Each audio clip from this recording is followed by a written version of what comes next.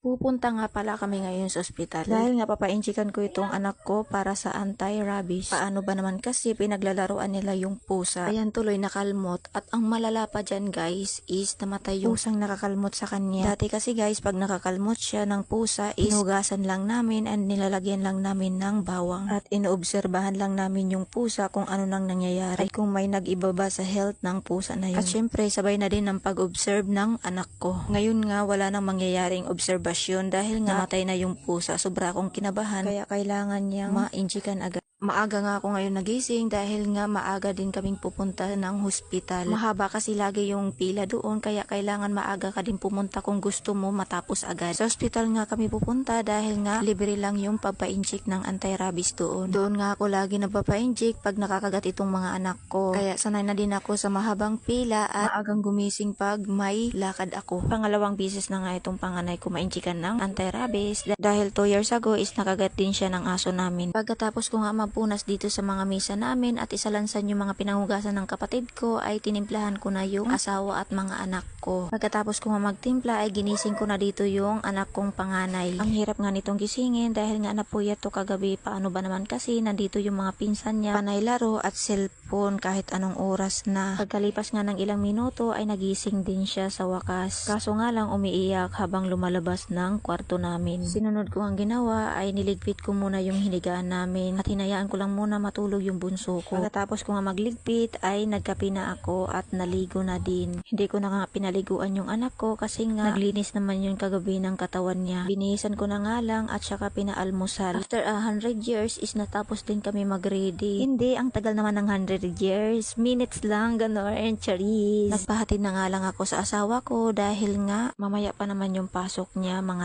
7, 6:30 pa lang naman. At saka hindi ko na kasi kaya maglakad ng malayo dahil nga sumasakit na yung tiyan ko. Pagkalipas ka ng ilang minuto ay nakarating din kami dito sa hospital. Pagkarating nga namin ay hindi muna kami pumasok. Pumunta kami muna sa tindahan dahil nga bibili muna kami ng makakain niya at saka tubig na rin. Medyo malayo kasi yung entrance at saka exit. Pagkatapos nga namin mamili ay pumasok na kami ng gate. Tinanong nga kami ng security guard kung ano daw ang gagawin namin. Ang sabi ko naman magpapa-inject kami ng anti-rabies. Sabi naman niya is walang schedule ngayon. Tinanong ko nga kung kailan yung schedule dito sa pagpapa-inject ng anti-rabies. Monday, Thursday, and Friday nga lang yung schedule nila kaya pinababalik na lang ako bukas. Kaso nga lang may importante din akong lalakarin bukas kaya ang sabi ko sa Biyernes na lang. At pagkatapos nga ng question and answer, syempre umalis na kami ng anak ko at sumakay na kami para umuwi. Question and answer talaga guys.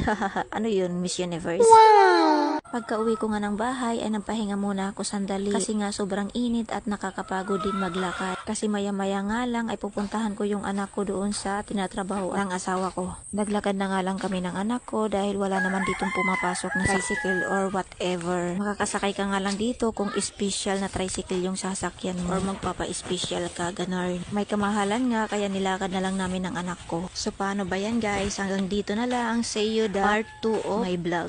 Thank you for watching.